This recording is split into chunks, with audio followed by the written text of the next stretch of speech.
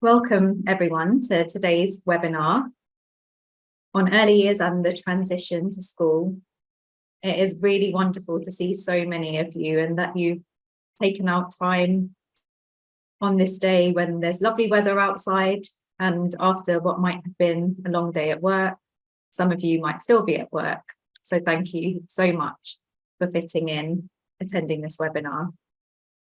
I am Dr. Abby Miranda, and I'm the head of the Early Years and Prevention Department at the Anna Freud Centre. We are a charity that supports the mental health of children and young people. This webinar is part of the Early Years in Mind network, and there are over 22,000 people in this network. So we really thank you for being part of this, as everything we do in Early Years in Mind is informed by all of you working in the early years sector. A few housekeeping notes before we start. Closed captions are available during the webinar.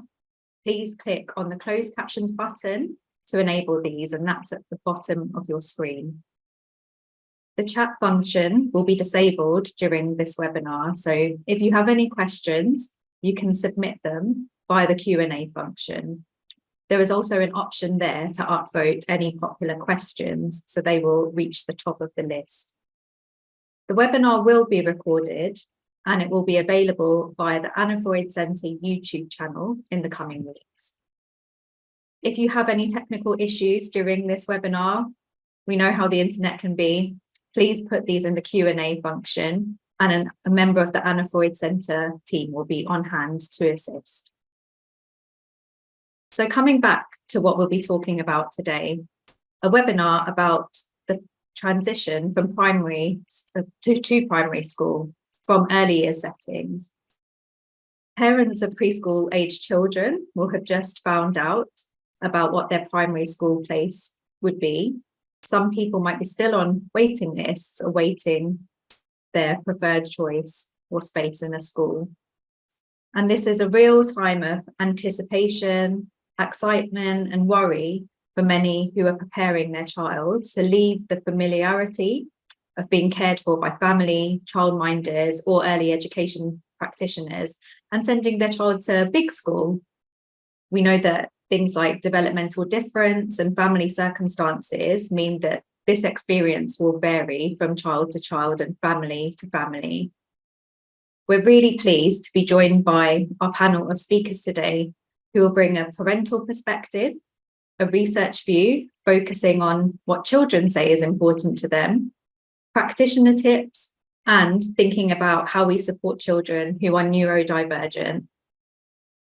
Throughout the course of the webinar, you'll hear from our 5 speakers, and then we will have a panel session followed by a question and answer session. So please do submit your questions during the session. You can refer to this event on social media using the hashtag #EarlyYearsBackToSchool. It is with great pleasure that I will welcome our first speakers, who are Hannah Tate and Ruma Sok.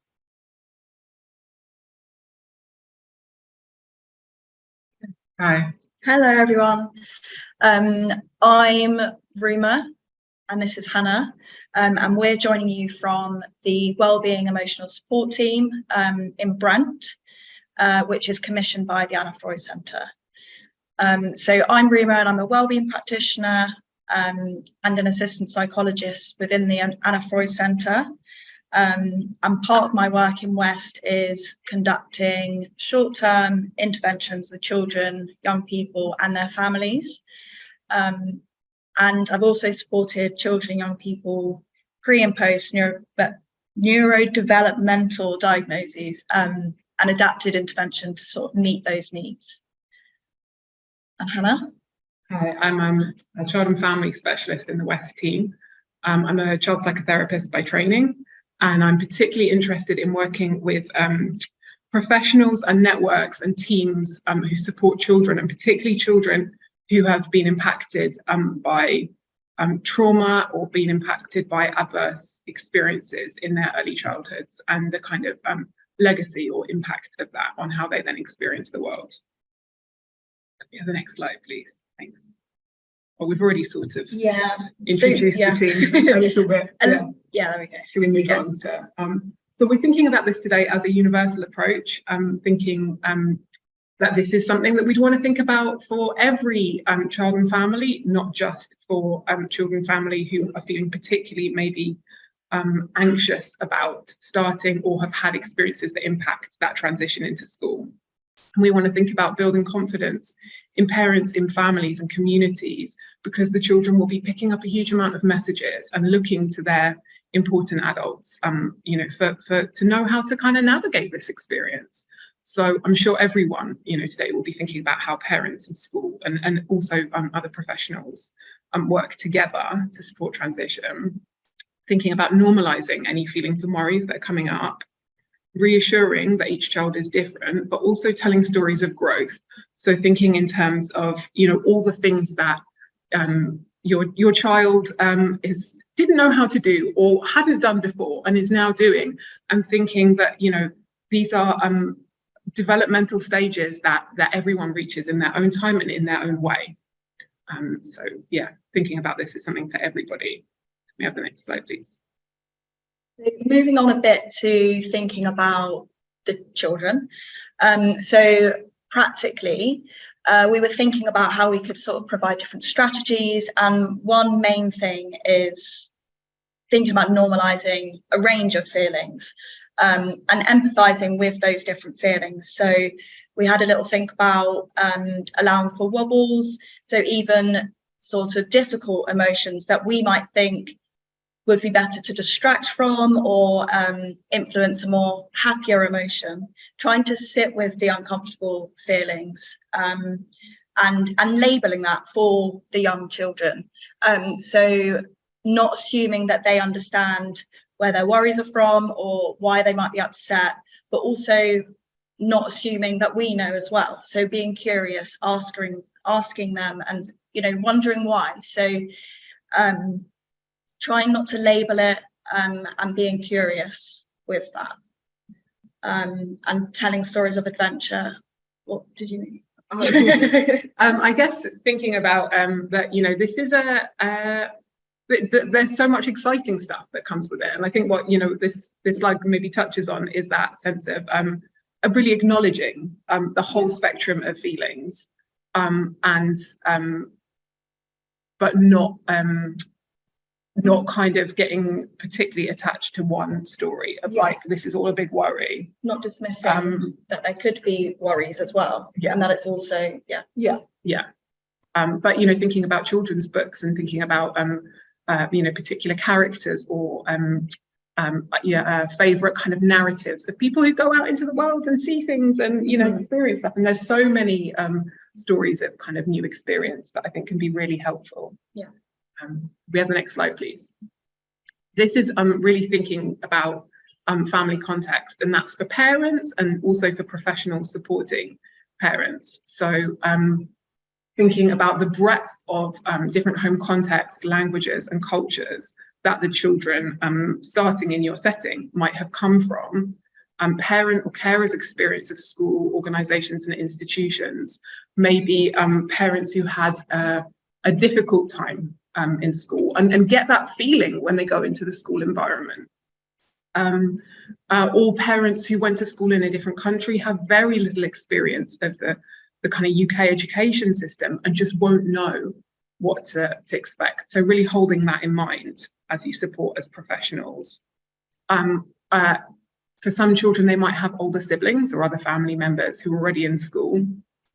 And that can be really helpful in terms of maybe familiarising them with that environment, or, you know, encouraging stories from older children, like, you know, what their first day was like. And I also would say that sometimes you maybe get older children who say, like, who take some excitement in passing on a message of like, oh no, you can't do that, you need to do this. So also being aware that older siblings might be telling stories that maybe some inflame some kind of worried feelings about transition. So thinking, you know, as well about kind of context and culture, thinking about prior experiences of group environments and institutions, including the impact of the pandemic. And we're really conscious that some families are, you know, going to children's centres, going to stay and plays, are, you know, or children who've been at nursery or in childcare and have had a lot of experience of group environments, where, you know, other families maybe have, you know, not kind of spent any time in those kind of settings. Thinking also about attachment stance. So the child's internal working model of helping relationships. What do they expect? How do they expect to be treated by adults? Or do they look to adults for help? Or are they have they had experiences that have led them to feel that they would actually be more likely to try and manage a problem on their own, or that even adults could be unhelpful to them in a situation of worry? And again, thinking about safety and trust, and, you know, for maybe children who are looked after, or children who have had particular adverse childhood experiences, or trauma, loss, or disruption, separation in their lives, that's really likely to affect how they manage the transition and how they manage moving into both the group environment and the relationships that they will have with teachers and staff. So kind of holding that in mind as well. Could we have the next slide, please? So moving on to sort of some more practical things to help with the more systemic stuff that Hannah's just spoken about. And this is with parent carers in mind, but obviously within this, we would hope that the parent carers have a really good relationship with the school. So it's a mixture of both. So trying to prepare children and parents themselves for schools, for starting school as soon as possible. So this could be through the group socialisation opportunities that Hannah was talking about, but also visits from staff, if that's still happening, or photos of the school, walking past the school. And I think what ties into that as well is practicing the new skills. And I'll go on to that a little bit in a moment, but I think the night and morning routine, getting a routine in practice sooner rather than later, I think really helps in the build up to preparing for school. It creates a bit more containment and an understanding that this is what a school day is going to look like. This is how it can be supported through it, etc. So practicing some of the new skills that they might be experiencing when they go to school, it can be helpful to visualize the day and think about different parts that they might need help with, potential hurdles, and this will be very individual, I guess, for each child. So an example we have is, how will I go to the toilet? So that might be one concern for one child, but another might be, how will I interact, or how will I sit and eat my lunch without the support of my carer to help me with that. So thinking about a specific hurdle, a specific difficulty that they might have, and thinking about how can I sort of bring that into their routine now.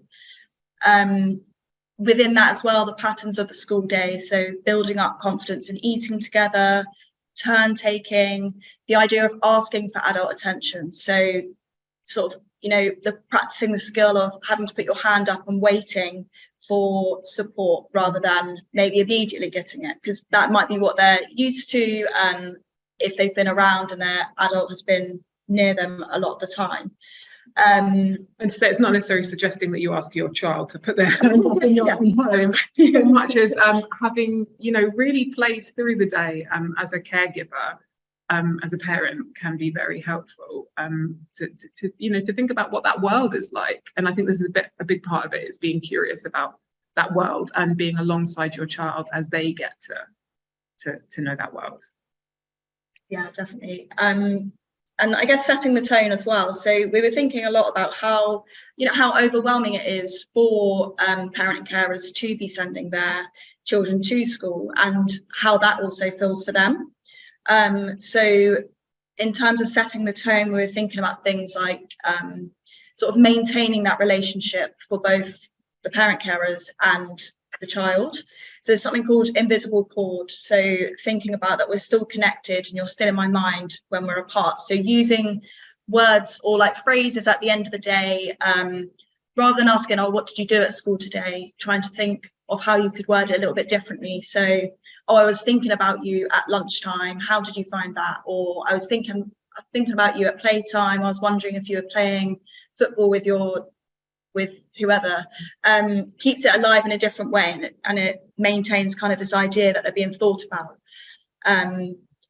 Sort of, yeah, avoidance, don't reinforce any fears, and keeping to promises. So yeah, you had the example of not leaving the child and sneaking out the class. I'm sure this is one that comes up a lot when we do consultations and stuff, but that whole, you know, how to manage the difficulty of this, or for some children, a difficulty of separation.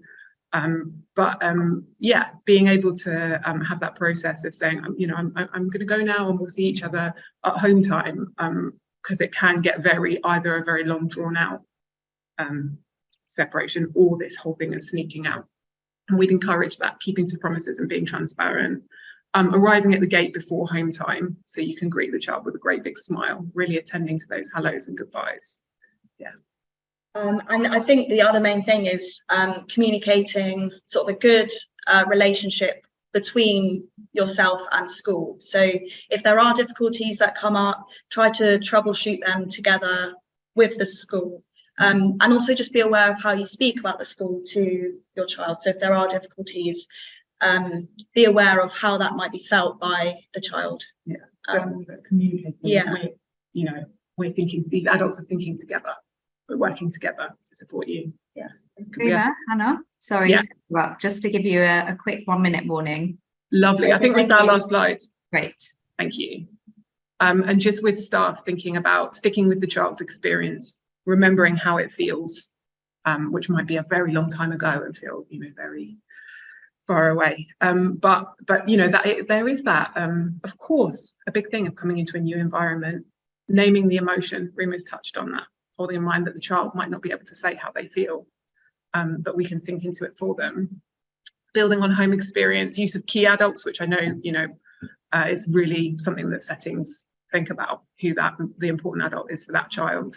Consistent approaches and shared language across different staff at the different points in the day, emphasizing repetition, you know, building up that experience for children, and remembering that child development happens sequentially and we can't leapfrog things that we haven't mastered yet. So you know, every child develops in their own way, and some things might feel quite sophisticated for children who haven't had the lead up experiences to it. Structuring the day, thinking about rituals for hellos and goodbyes, how they come in the morning. As we say to parents, you know, greeting them with a big smile at the end of the school day, also to have the key adults, you know, greeting them in the morning. Thinking about varied sensory diet. Different children will have different needs in terms of, you know, the right amount of stimulation. That could be, you know, the different kind of zones of activity in the day. And ultimately partnership, really getting to know that specific child and their family. And as we say, troubleshooting any difficulties that come up together. I think that's us. Thank you. Thank you so much, Ruma and Hannah, and we'll be able to pick up some of those points in our panel session later. And I'd love to introduce Christine O'Farrelly now. Christine, welcome. Thanks, Abby. Hello, everybody. I'm a research psychologist. My work is all around supporting families to help children enjoy healthy and happy lives. So we'll move into the presentation now. I want to talk to you today about children's own priorities for their early school adjustment. So next slide. In my work, I lead a research programme all about children's early mental health called Helping Little Minds Thrive, and that's based at the Research Centre for Play and Education, Development and Learning.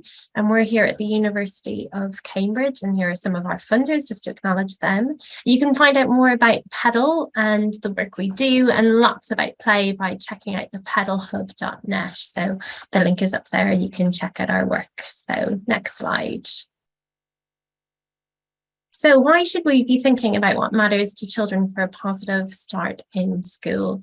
Well, we know that transition to school is important in the here and now of children's lives. It's that big milestone moment that the others have been describing, but it also can shape children's ongoing educational journeys. And because of this, there's been a lot of emphasis and some investment in thinking about how do we support children's school readiness and a positive start for those children who are at risk of starting behind their peers or poor school adjustment. And yet in all of this, we know very little about what school readiness means to children themselves. So we try to look at this in next slide, and the children's thoughts about school study, which was part of a wider evaluation called Preparing for Life, of an intensive home visiting program that ran from pregnancy all the way till children went to school, and that was all about boosting children's school readiness. And so what we did was we spoke to 42 of the children, so a small number of the children in the overall study, and we carried out participatory interviews with them. You can find out more about how we did that in our paper, but I want to talk to you about the priorities that came out of that work that children emphasised to us. So on the next slide, we'll see that one of those priorities was around the importance for children of feeling enthusiastic about school and feeling able. So it's important, it might sound obvious, but it's important for children to look forward to going to school and to like school. And within that, children really emphasised how important it was to feel able for school. So in terms of the skills, physical independence, there was a particular emphasis around toileting, being independent in toileting, being able to regulate your emotions and your behaviour.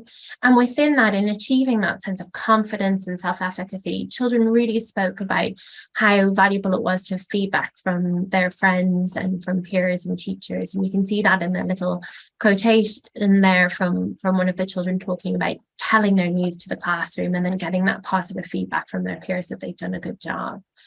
So in the next slide, we'll see the next priority, which was all around being able to navigate peer relationships. This was really strongly emphasised by children, so that well-being in school equates with being able to initiate and then maintain relationships with peers and friends.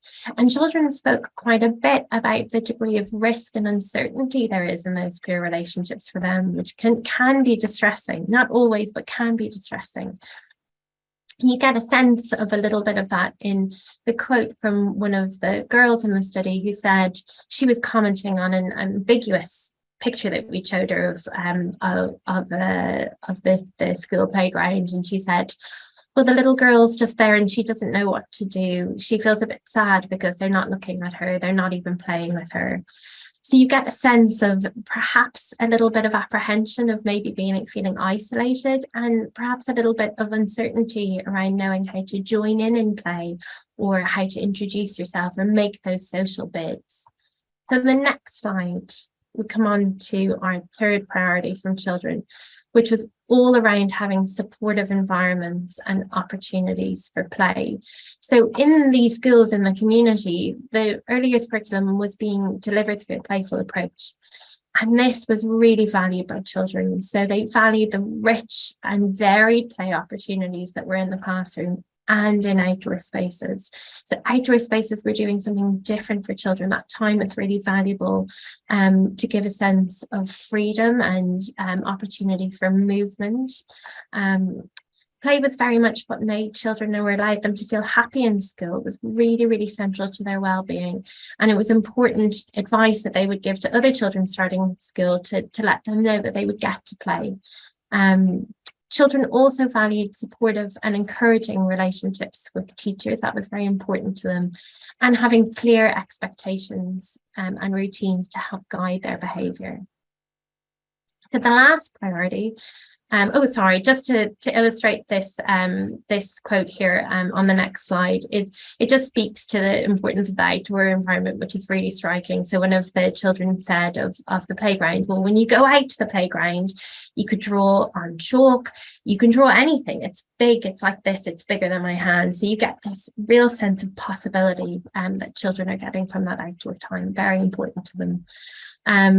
So for our last priority then from children, this was all around the links between the family and school. So on the next slide, we can see some of the things children spoke about. So children alluded to how the family being well supported their participation and engagement in school. And this came through in a small number of children's interviews where they spoke about maybe not getting to go to school if their parents weren't feeling well or if they were feeling tired. There was one boy who really sticks out in my mind still, who spoke about how in the morning he would get up and get ready. He would put on his coat and his school bag, he'd wash his face and do his hair, and his parents would be asleep and they'd wake up and see him doing these things, he said. And there's a sense of pride for that little boy in doing those things, but there's also a sense that if we want to support children in having positive transitions in school, we also need to think about the support that we're giving families, and particularly families facing high levels of socioeconomic disadvantage or other stresses and strains. Children spoke about separation from caregivers, so this was certainly a challenge for not every child, but for some children. But they also spoke about not necessarily being able to let somebody know how they were feeling. So it speaks to that kind of curiosity that we heard just now about being curious about how children are doing. Children spoke about how siblings and extended family provide a safety net. So they looked forward to seeing their brothers and sisters and their cousins in school, and they knew when they would get to do that as a kind of a sense of support and coping from family. And they also spoke about not just the nuclear family, but the extended family and the social networks, and how they all played a role in supporting positive school experiences for children. So keeping that wider network in mind. So moving on to the next slide, just want to talk a little bit about some of the initial work we've been doing and thinking around PEDAL about how we might support good adjustment to school for children who are at risk of maybe a more difficult transition, really thinking about the role that teacher-child relationship can play as a protective factor. So there's lots of research that's shown that it can be especially protective for children who are facing high levels of socioeconomic disadvantage. And so we've adapted our programme for reception. It's a video feedback programme. It's aimed at supporting that relationship, but also teachers' use of guided play, which is an approach to playful learning. And we've done this from work that we've done with families using an evidence-based programme called VIP. That's video feedback intervention to promote positive parenting. And that's rooted in attachment theory, so really thinking about the importance of those relationships for children, and social learning theory as well. And so in this space, when we think about video feedback for teachers, we're thinking about it as a tool to support reflective practice and give teachers that space to think about and improve on their practice in the classroom and reception classrooms. So next slide, please. So just in a nutshell, the programme involves 5 sessions of 90 minutes. There's a facilitator delivers a programme, and each session has 2 parts. In the first part, they take a video clip of the teacher playing with a small group, usually 4 children. And then in the second part of the visit, the teacher and the facilitator sit down and look at the clips from last time. And the facilitator will have prepared some feedback, focusing on really positive moments in the interaction, but also having a conversation and discussion about what the teacher is noticing as well. So over on the next slide, I'm going to show some stills of one of the activities that one of our teachers who is involved in the study, they've given permission for us to use this as have the families, but please don't take any screenshots. But school readiness is not something that sits within children, but is something that is multifaceted. And so when we're thinking about supporting good readiness for children, we're thinking about also having ready schools, so ready environments, ready communities, ready earlier settings, ready families, and ready relationships. So it's everybody's business, really, a positive start in school. What was really interesting in that first study was how positive children were about school. These are children who are living in one of the most deprived communities in Ireland, and they're coming to school with very high levels of skill liking and a sense of their own abilities. So what can we do to nurture children's early school experiences and their identities as learners and their well-being and confidence in school that they can take with them on their journeys if they're bringing all of this positivity and these assets to their school experiences? What can we do to support that? And then at PEDAL, we're always thinking about play. So how might play support positive transitions to school? But we think it celebrates children's strengths and the strengths that they bring into the school environment. So often the focus can be on what the skills children need to have to be able to do different things with numeracy and literacy. But in play, the children bring those natural competencies and motivation. This can help children to build relationships, not just with peers and friends, but with teachers. And crucially, play can spark the joy in learning. When we deliver the curriculum through play, children can be very motivated and joyful in their learning, and it can also work for the curriculum. So we would see it, as another way of thinking about learning in the classroom. So I just want to offer those up, and thank you everybody for listening, and I'll pass it back over to Abby. Thanks so much, Christine. That was such an interesting presentation, and lovely to hear the voice of the child coming through in your research as well. And now, with pleasure, to introduce Kerry Murphy as our next speaker. Hi everyone, I haven't got a presentation, but hopefully it will all be clear. So my name is Kerry Murphy and I specialise in early childhood development, disability and neurodiversity. And neurodiversity, it's a relatively new term that is being used within early years, but it basically refers to the fact that we are all unique within our own brain and body development, and it is entirely expected that we will each have similarities, but we will also have differences in our ways of being, not just internally, but externally. So thinking about our internal thoughts and feelings, and then externally how we behave and how we kind of interact with the world around us. And so neurodiversity covers everybody, and we also think about those who diverge from kind of what is typical or expected, often referred to as neurodivergence, so being autistic, dyslexic or ADHD, and that is to name a few. Today, I will predominantly refer to children who are traditionally referred to as special educational needs, and those children are really important in the context of transition and ensuring that those children really have that kind of tailored and personalised response. But I will be referring to those children today as neurodivergent or having developmental differences, and I'll explain why shortly. I tend not to use the term SEN at all anymore.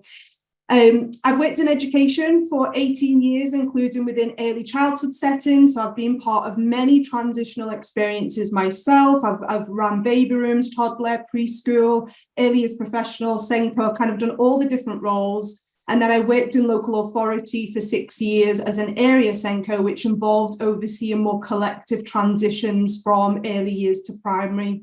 And I now lecture at Goldsmiths University in London. I work on the undergrad, postgrad and the PGC programme. So I've had a bit of a transition myself in recent years where I've gone from being very specifically focused on early childhood settings, and I now spend a lot of my time in school, which has been a massive eye-opener for thinking about how attuned our school system is for those children who are neurodivergent or who have developmental differences.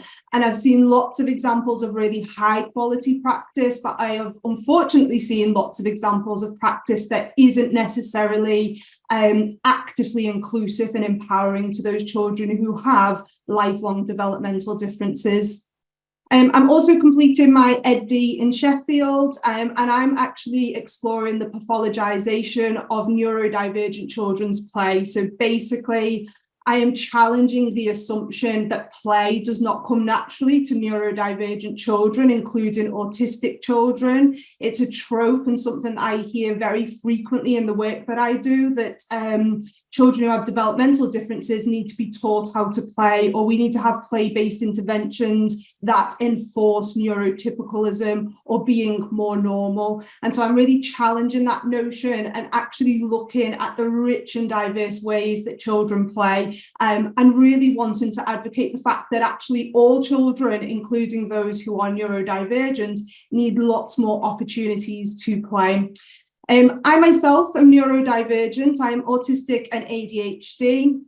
I draw upon my lived experience a lot as part of my professional role, and I'm also aware that I'm afforded privileges in being able to disclose that based on my own intersecting identity. And something that I'm very, very interested in terms of transition is that we really consider the funds of knowledge that children bring to our early years settings and to our schools, and we take into account those intersectional identity factors and think about the myriad of things that might be happening for an individual child and their family.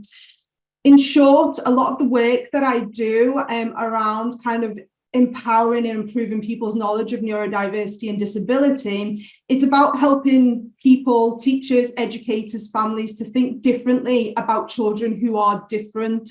And I am really passionate in moving away from this idea of denying, eliminating, fixing or curing children out of their neurodivergence, and instead moving towards an education system that honours and affirms children who are different, and ensuring that the experiences, the systems, the frameworks that we have, that neurodivergent children and families can see themselves within it, which I don't currently feel is the case.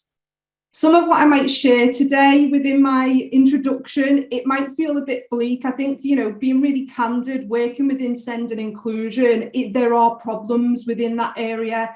And so some of the things I might share might feel a little bit like, oh, well, what do we do with that information? But actually, I think there's so much opportunity for us to really make a difference in terms of our active inclusion. And I can assure you, as you all know yourself, but time spent with neurodivergent and disabled children is illuminating, it's joy-filled. And I think if our schools move away from this idea of round hole square peg, we actually would have real opportunity to ensure that our children really feel affirmed within their education. And so I'm here today because a key aspect of my work in early childhood is to challenge the ableism which currently exists within our frameworks. And ableism, in short, is the favouring of typically developing minds and non-disabled bodies. It's the idea in our education system and wider society that there is a right or normal way to be. And it is what we should be helping all children to strive towards in order to be considered valuable, productive and worthy. And a lot of people will often say to me, well, what does that have to do with early years? And the reality is that ableism begins to take root in early childhood and as part of school readiness, especially how we judge developmental readiness and how ready children are for school. For example, our EYFS framework, if you think about that developmental pathway, something that I often challenge in my everyday work is the fact that within our EYFS, we are only given one description of child development, and that is often a neurotypical description. And so any child that doesn't fit within that becomes othered and excluded.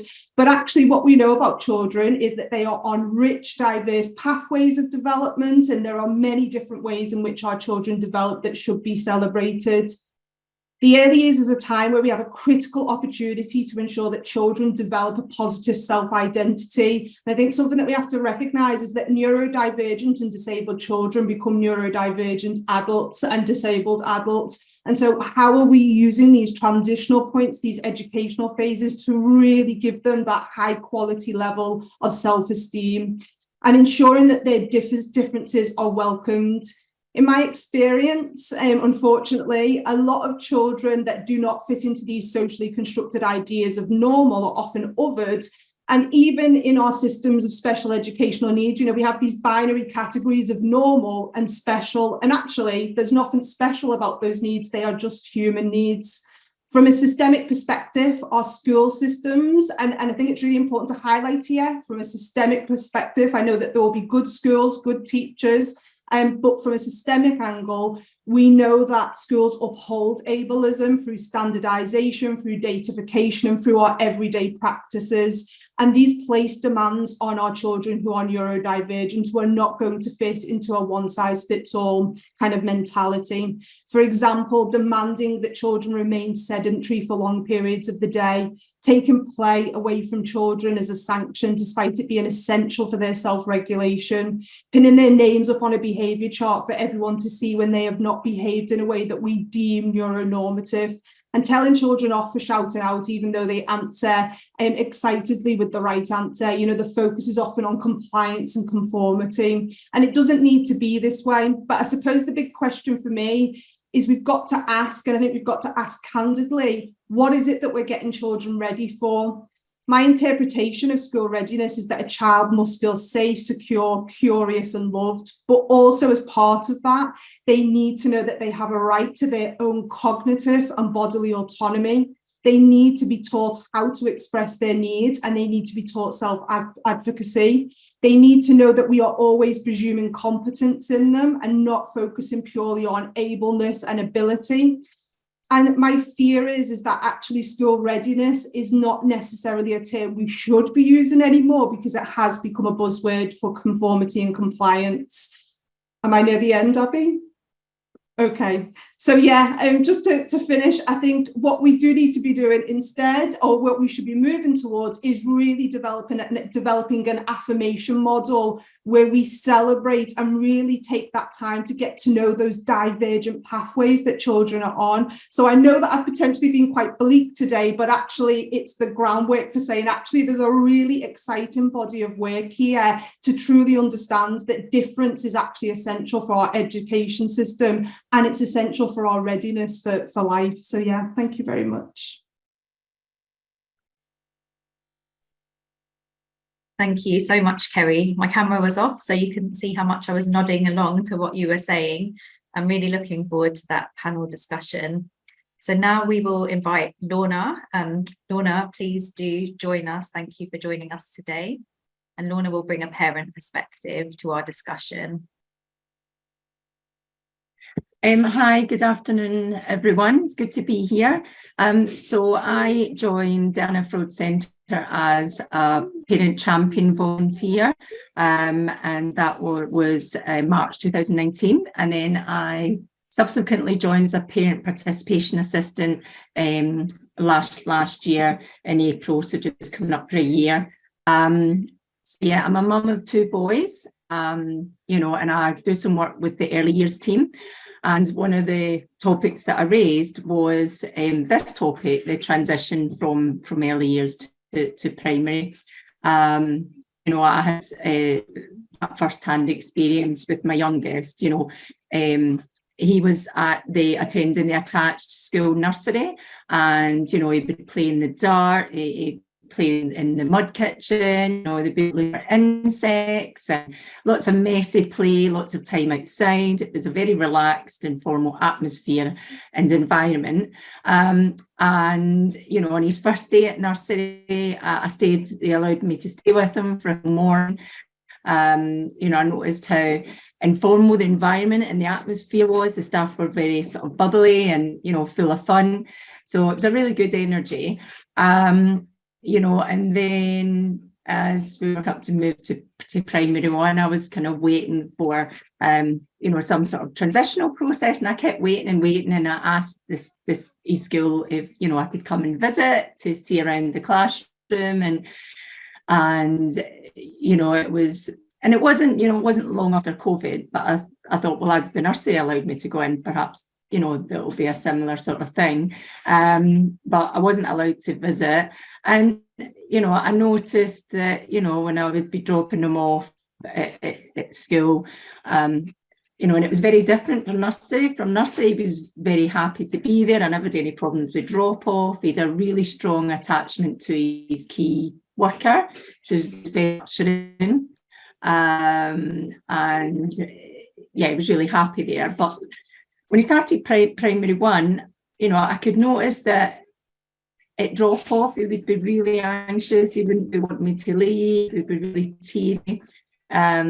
You know, and there was a couple of instances where I noticed, you know, we'd be sitting drawn at the table, and you know, he would say, "Oh, Mum, no, this teacher said no scribbles are allowed," and I just felt like it was a big difference from. It was like going from being encouraged to being really expressive and creative, to all of a sudden being much more formalised. You know, the class layout, wearing a uniform, the teaching style, and just the general atmosphere and energy. You know, and as I say, he was really hesitant to leave me to go in. And another issue was he came home and he was really upset and saying about not wearing the correct things. And he said he'd got into trouble for not wearing his PE kit, and from then on, he's always saying, oh, you should have not got PE, Mum, you should have not got PE. He's always really overly anxious about wearing the correct things. And, he'd asked me these multiple times. And shortly after he started, I did actually ask his teacher in passing, how's he getting on, kind of thing. And she did say to me there's lots of issues. So I made a scheduled meeting, and as I went into it, I noticed that it just is such a different vibe, the staff, the environment, it seems so much more formal. And his teacher had said to me that he was very anxious, and she'd said to me, can I show you your son's work in comparison to his peers? And I said, no, I don't like to compare. Every child's unique. But even she still came over and started showing me, and personally, I don't agree with comparison. I think we should celebrate and really appreciate and encourage uniqueness in the child so that they can grow up to be their happy selves. And at the end of the day, we don't all start getting up and walking at the exact same time. We all have different journeys and different strengths and different talents. So I was taken aback by that the fact that I said no, and yet she still felt really inclined to really want to show me. And I think with that in mind, I think it's important that we're a lot more mindful and understand and appreciate the big change that our children go through during this transition, and really view it from their perspective. As I said, for the environment, the change in the teaching style, the layout, the atmosphere, there's less time playing outside. And the expectations as well when the child all of a sudden starts school from nursery. I think there's a big expectation that you should be able to do X, Y, and Z. Well, we're not all the same, as I say. We don't just all fit in this little, standard box. And I think we need things in play, make it as easy, smooth as possible, so they get off to a really good start and enjoy learning. And going back to the uniqueness, I think our uniqueness should really be celebrated and encouraged. I mean, I think at nursery that seems to be more the case than when children start at school, where it's almost like, there's a bit of too much of a comparison of to tick. It's like, contorting ourselves into a mold, if you like, and ticking certain boxes. And then we often wonder why anxiety and depression are major problems. I think the comparison game is pressure. It's pressure, and learning should be fun. And this type of sort of comparison, it can lead to disconnection from the self and also from each other. Doesn't really play to values where like cooperation and kindness, acceptance and things like that. It does the opposite, actually. And I think we need to really celebrate our children's uniqueness and not compare. And we should be modeling that and teaching that. So if we are showing that ourselves, and there's children learn by example, so we're an example of that, they'll pick that up. So and also to encourage them to express themselves and not suppress, and sort of cooperation rather than competition, and nurture an environment and an inspiring environment, and not a pressured environment to have to tick these boxes. And this leads to a long-term effect on the feelings of self-worth and self-esteem. If we're not celebrating uniqueness, if we're not valuing the child as they are, it can really affect confidence. And something else that I thought had a lasting impression was post-COVID, I noticed there was always this phrase that I used to hear too much: oh, it's in the app, it's all in the app, it's all in the app. And, you know, with COVID, it really impacted how we communicate as a society. You know, there's a lot more things used in the app to communicate. There just seems to be less interaction in person, and it seems to be a ripple effect. And I think it's definitely left a bit of an impression at school. There's lot less in-person communication. And I think that's hindered the feeling of a connection with my children's teachers.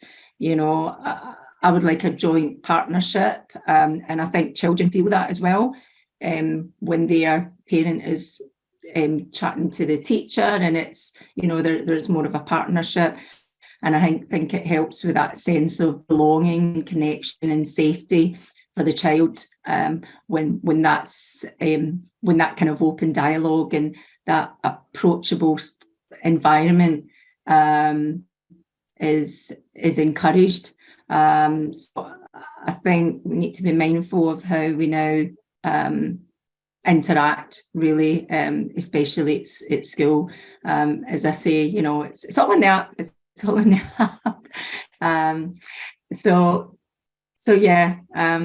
But I think, yeah, thanks for listening. That's me, and that's come from my experience and how I've found it with my child. And I'm glad to say he's a bit happier now.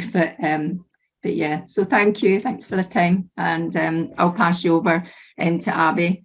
I hope I didn't run over time, Abby. No, Lorna, you are perfect. And please keep your camera on, and I'll invite the other speakers to put your cameras back on now so we can have our panel discussion. And thank you so much, Lorna. I think it's been so good to hear from the perspective of a parent, especially, you know, you having that experience of your child transitioning to school during after, you know, the COVID period. Hearing from Ruma and Hannah right at the beginning with some different kind of tips and strategies, and hearing from Christine and the voice of the child and the things that work for children in really kind of challenging socioeconomic situations, I think is really uplifting and so important given the cost of living crisis that we're in and that's affecting so many families. And Kerry, hearing your views about how to support neurodivergent children in a way that isn't trying to fit, as you described it, kind of the, you know, that square peg, round hole type of approach. So I'm really looking forward to it. Sorry. I was just going to ask Abby, just what you were saying there. It was interesting because I was able to go into the nursery environment for half a day, and that was also post-COVID. You know, and it was the attached nursery, but yet the school wouldn't let me go in to have a look at the school classroom and get a tour of the school. And they were both, he started nursery post-COVID and also primary one. Just thought I would add that. So he didn't start nursery pre-COVID, done both of them. There was a difference between the allowing me to go into the school versus the nursery, which, yeah. So yeah, I think that's a really interesting point, Lorna. It made me think about how, you know, a lot of schools are obviously open for key worker children and vulnerable children throughout the pandemic, but nurseries also remained open too, and those different kind of processes and protocols, I guess, that played out in the different approaches in terms of, you know, being able to visit and see what this environment your child was going into would be like. So I thought I'd open the panel discussion really thinking about, I thought it'd be really nice to kind of centre the voice of the child to begin with, and to pick up on some of the points that you made really about, you know, often we think about as adults about what we think children need to have or to be going into school, and just picking up on some of the points you made, I think, around, you know, what are children saying about, you know, going into school and the things that are important to them. And yeah, just wanted to pick up on some of the points that you made, Christine, and invite the other speakers to consider, you know, the things that they have found children have felt important, and particularly children who might not communicate in ways that we typically expect, and how we kind of try and seek their insights as to, you know, what are they excited about in terms of going to school.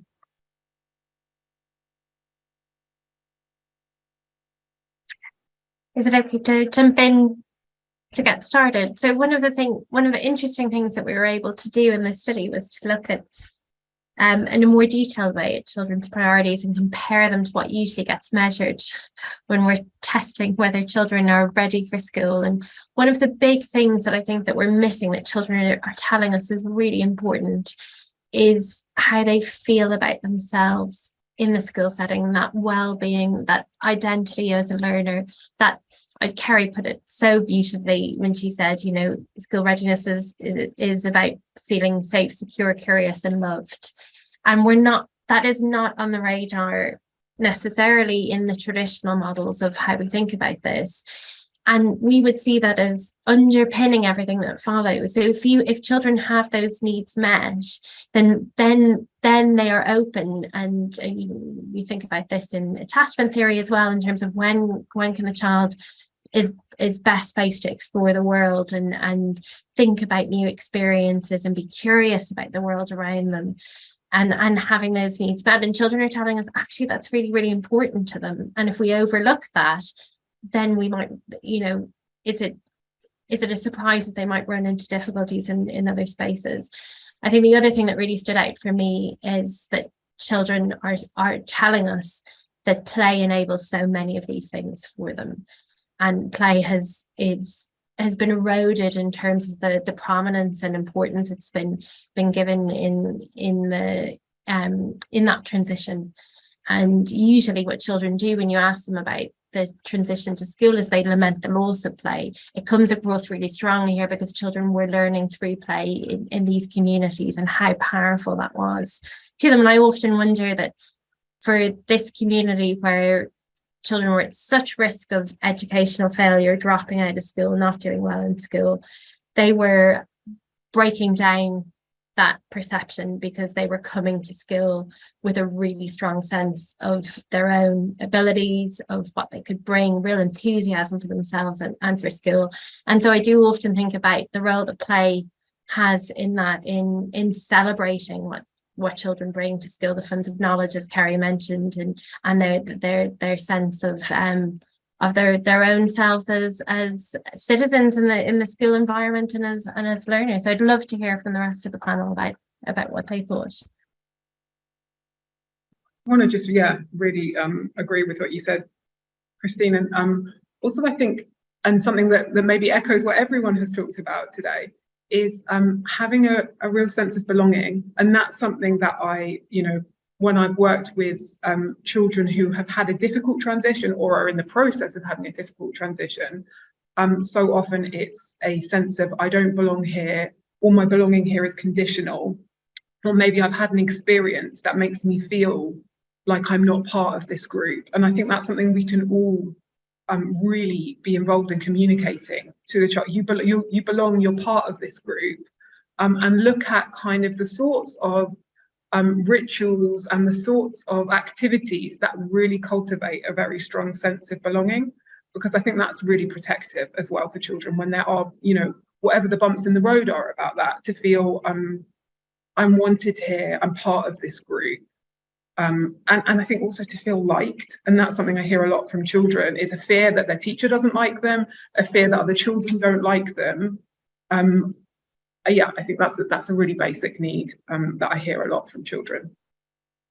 Yeah, can I just add to that? I can really concur with that. I think that was something that affected my son because he felt really connected, really strong sense of belonging at the nursery. He had a really good relationship with his key worker, and she was very nurturing. And there's a lovely quote, and it's home is where you're understood. You know, home is where you're understood, so you could be anywhere, and it's that feeling that it gives you when you're understood, and it goes back to that sense of belonging. You know, so yeah, I think that's definitely key. Yeah, and it's almost like getting them geared up for that, isn't it? Is that they still have that same sense of belonging that they had in the nursery environment, you know, and it's thinking about seeing it in the child's eyes, of they had that sense of belonging there.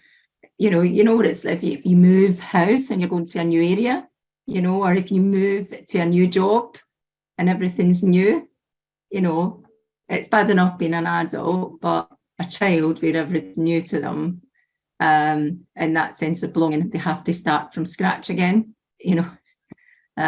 So yeah, it's a really valid point. Yeah. Lorna, Kerry, did you have anything to kind of add? Yeah, sorry, I'm not good with conversational turn taking.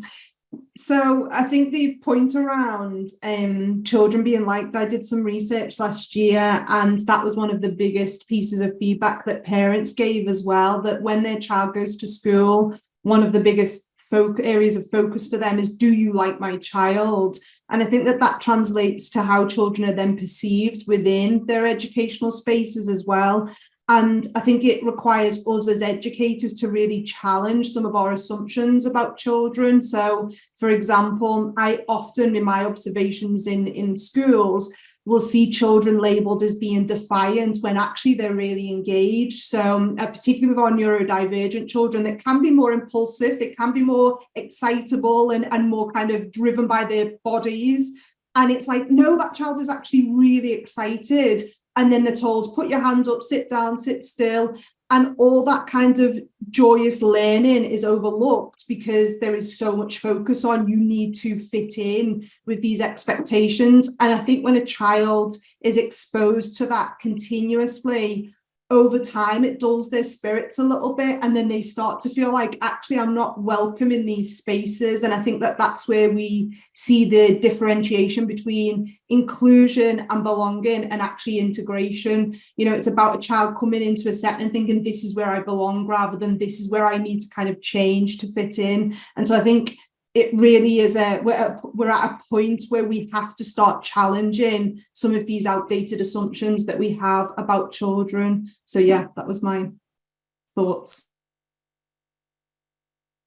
Thanks, Kerry. I think, yeah, that's really kind of key in all of your presentations, something that came across around the sense of belonging. And I thought you raised a really key point, Kerry, when you said about the kind of the behaviour charts and things like that, that children have to kind of be, or children are used with really young children, that might give them that sense of, actually, I don't belong here. I'm not as good as the other children in my class. And you, Lorna, earlier spoke about, you know, how comparisons can be made as well. Yeah, I think really kind of a key message there around increasing the sense of belonging. I was just thinking about going back to the topic of play, and how I think there's quite a common misconception that, you know, play isn't real kind of learning. And I just wanted to know your thoughts on that, in terms of this conception that, you know, Christine, you talked about the right for children to play being kind of eroded, and how we can encourage in the transition process that message that actually play is learning.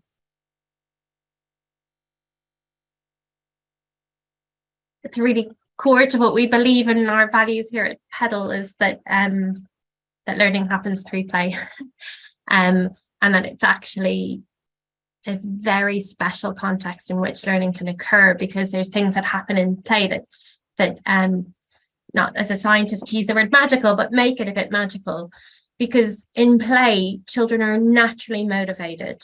If children are really afforded opportunities for choice and agency in the play, so if it's really child-led, then children will bring that motivation to what they're doing, because they're naturally curious. They're playing in a way that is satisfying their needs and interests, and so they're bringing that to the learning opportunity, where the teacher, educator, practitioner can tune into that. They can bring learning into the play, and it's all about tuning into the child's cues and signals. And that's where we feel video can be really helpful, because as Kerry mentioned, those cues and signals can get misinterpreted, especially in the busy classroom environment. In the work that we do in playback, in those kind of small group scenarios, it really can really support the feedback that we've had, teachers in noticing children's cues and signals, and then scaffolding the play towards a learning goal. So we would say that play is a natural context for learning to happen, and through guided play, which is the playful learning approach that we use, you can you can deliver the curriculum. So it is possible, but there are other barriers to why that is difficult in the current context that people will, I'm sure, be only too familiar with. But it is possible from what we believe in PEDAL, and we've also done a systematic review that shows that playful learning can be as good as direct instruction for lots of outcomes, and in some cases can be better. So there's good, strong evidence behind that as well. Can I just add to that? I actually run some relaxation classes for children. We do a lot of games, and the children who are, fidgeting and getting up and moving around, and then we summarise at the end what we've done, they remember and say about everything and are more enthusiastic, and a lot more engaged in the children who are, they don't seem to remember as much, which is really interesting. It just echoes what Kerry was saying. And I think it was down to sensory processing when children haven't reached that point yet in their development where they're able to just sit in classrooms and just sit there, for them to be able to really feel engaged, a body movement or getting up or a fidget, whatever, we have to sort of normalise that and accept that in a classroom, because I think it's more accepted in a nursery environment than all of a sudden they're at school. And we shouldn't expect them to all of a sudden be able to sit at a desk,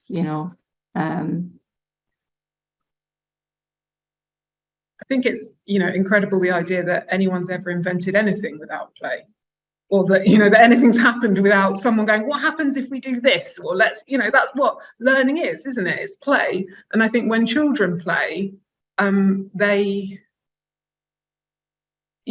think children need to have a mind that's interested in them to be interested in another mind. And so much of engaging with children's play is kind of giving them opportunities to explore, to be curious, to try things out, and then noticing that. And I think your work, it sounds like incredible work you're doing, Christine, in tracking that and looking for those opportunities for connection to happen, and to kind of really deepen that.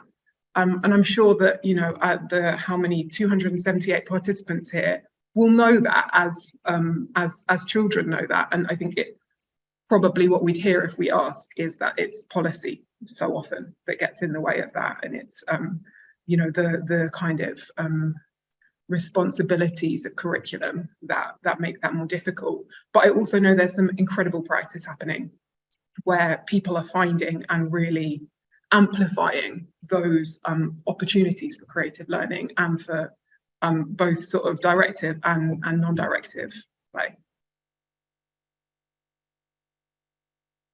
And I was just going to add a couple of points around, again, thinking about neurodivergent and disabled children, something that they're often subjected to when they are engaged in that transition into school is because they are deemed as to be not at typical expectations. They then are put into a lot of intervention programs, and those are often under the guise of play-based.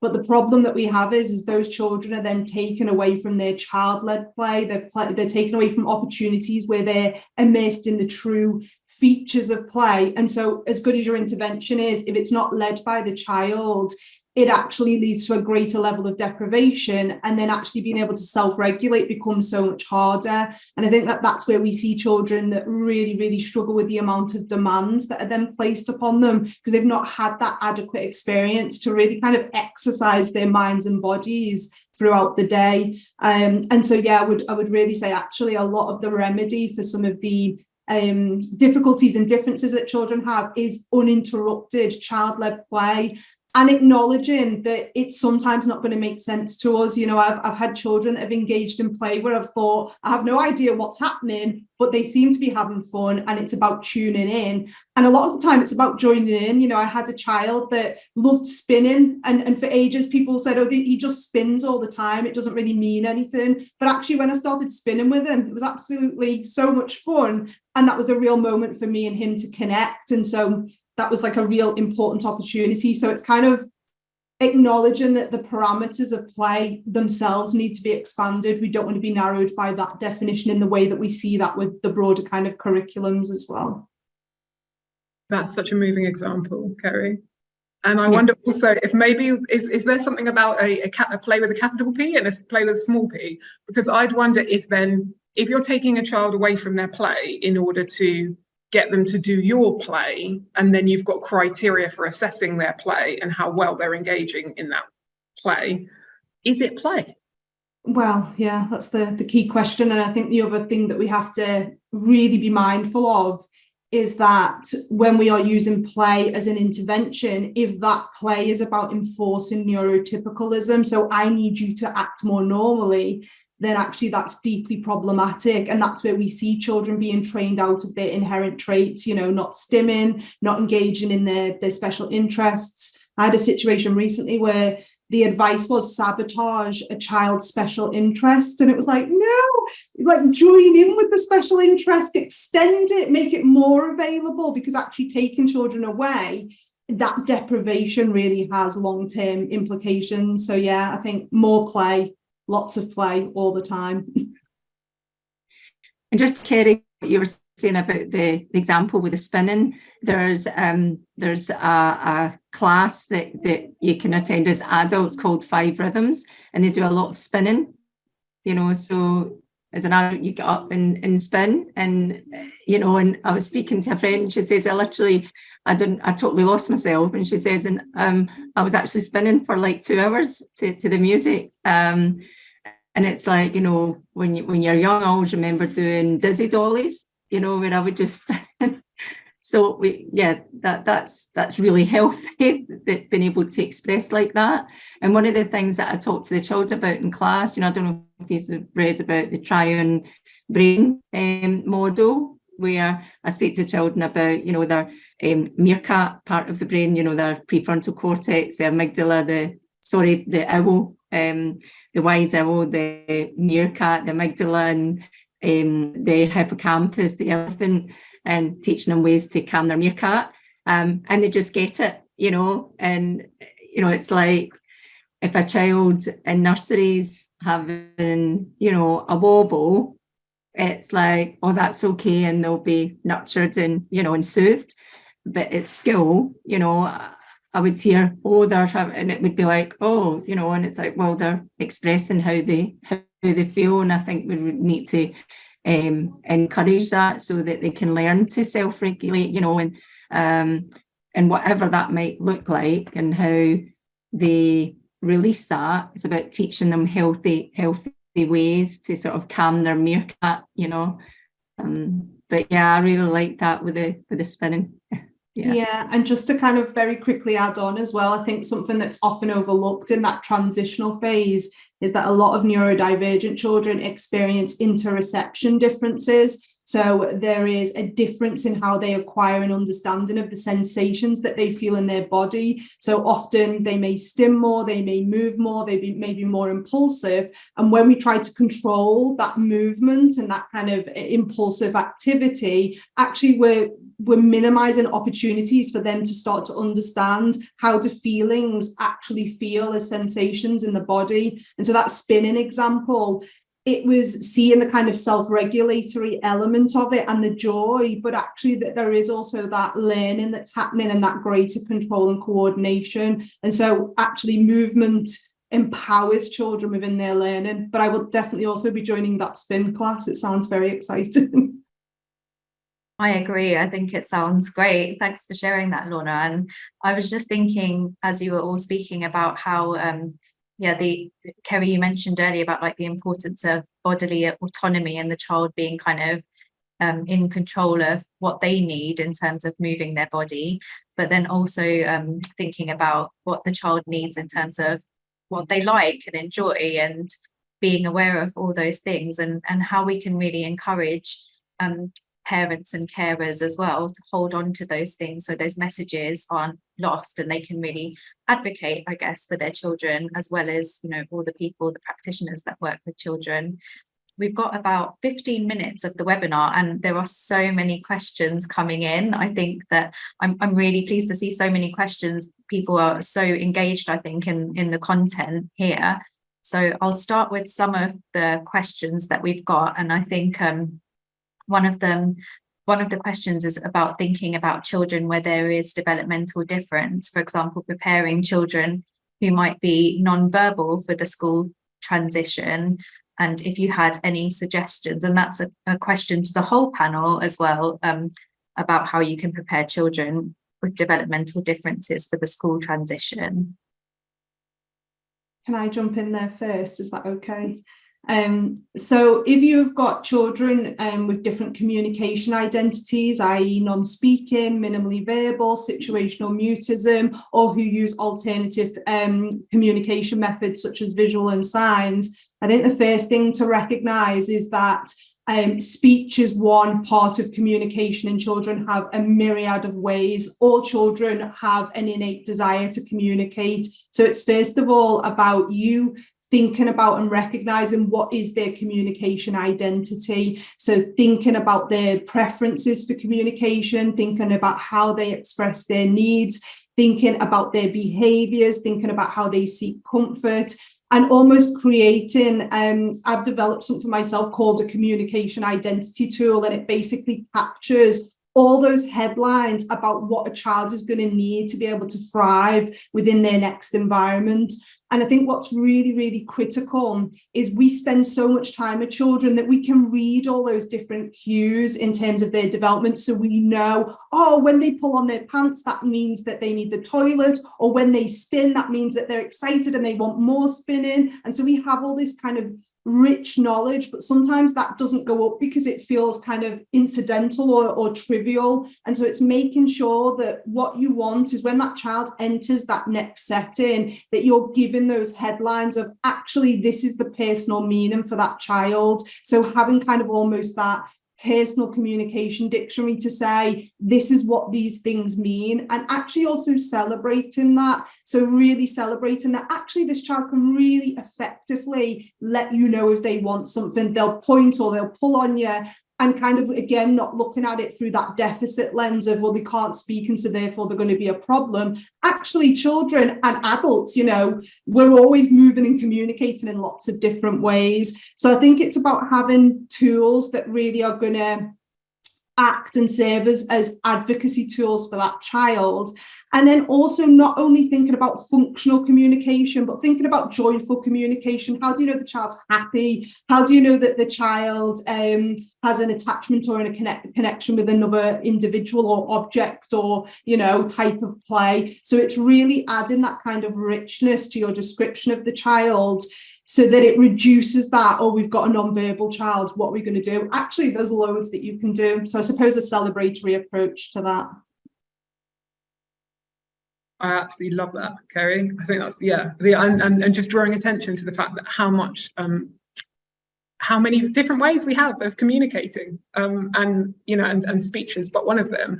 And I would wonder about the idea, if you were the key adults in that school, who were having that opportunity to learn some of those kinds of languages, and also, as you say, to learn about the way that a child expresses their different states of mind and their different emotions, that there's also an offer that throws open to bring to the class of like, how do you, how we all do it in different ways. Let's not make it like this person has specific needs, but all of us communicate in different ways.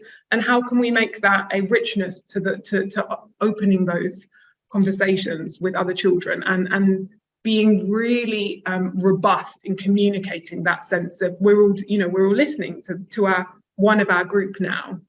This is how they're speaking with us, and how are you speaking with us? How is that different, and how is that also welcome and important here?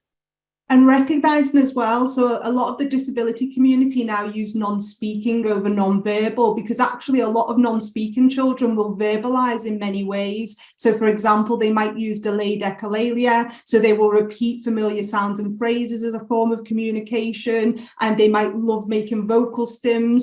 All those things need to be captured as well. So they might be non-speaking in terms of using functional or typical language, but there will often be a lot of verbalizations that they're making as well.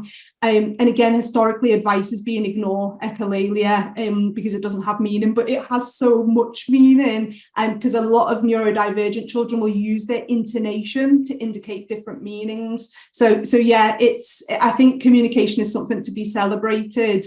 And we have to move on from this idea, which sadly is also reinforced in our EYFS, that speaking is the be all and end all. And it just isn't. We are embodied humans, we communicate in so many different ways. And I think the other thing I was going to add is what can be really useful is predictability and familiarity for children as well. So using things like video tours of your classroom so that they know how the environment works, because they might not yet know how to indicate or ask for help in their preferred communication method, and using neuro-inclusive stories to really map out routines and experiences that the child might really benefit from, going, oh, this is how this works, and using, again, their preferred communication methods to be able to communicate that. Thank you, Kerry. I really like those tips, and often we talk about how tips that are good for children who are neurodivergent are good for all children anyway. I think it increases that sense of predictability and safety for a lot of children, having that kind of expectation and knowing where things are. So really loving those practical tips. I'm just looking through some of the other questions that we have here. I saw that there was a question around views around back yearing. So the idea of children who need more time maybe in an earlier setting, and then allowing them or enabling them to start school the following year, and any thoughts around that?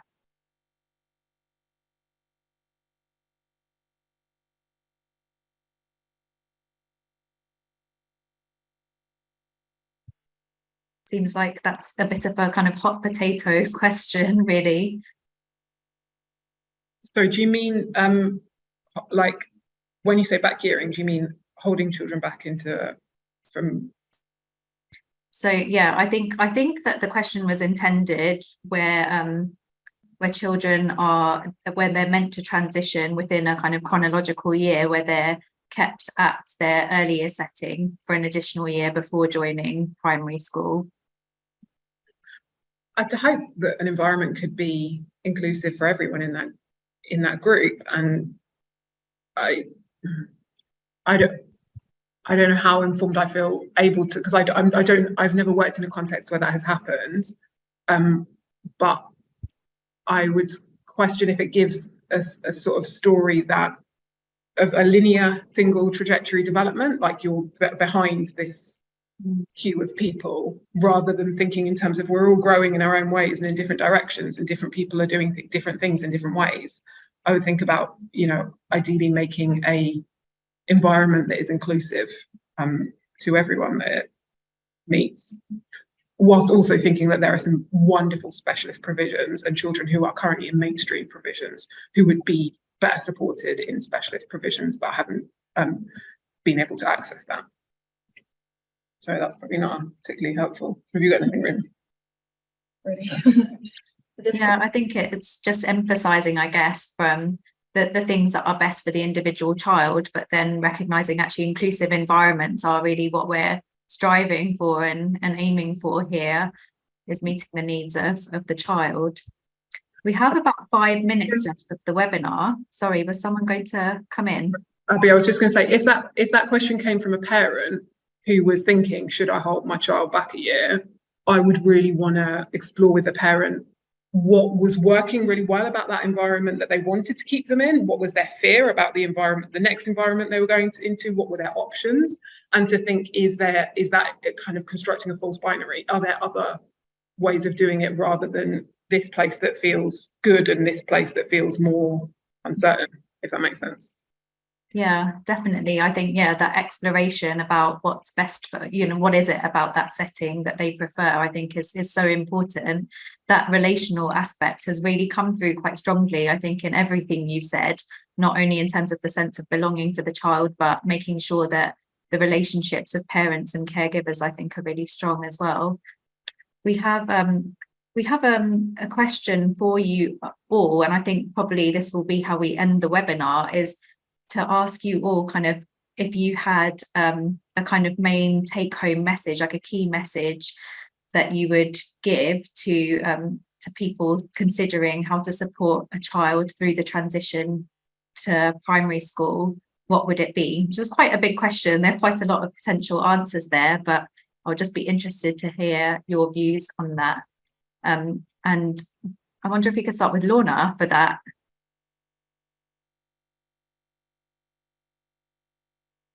Gosh, how long have I got? I think as early as possible, start, speaking to the child about it, and perhaps really, a